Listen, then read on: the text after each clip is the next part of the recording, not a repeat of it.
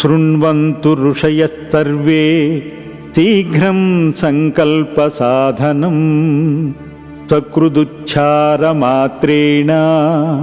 भोगमोक्षप्रदायकम् गौरीशृङ्गे हिमवतः कल्पवृक्षोपशोभितं दीप्ते दिव्यमहारत्न हेममण्डपमध्यगम्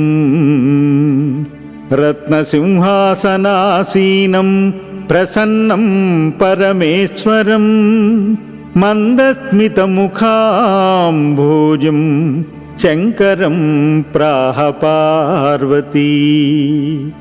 श्रीदेव्युवाच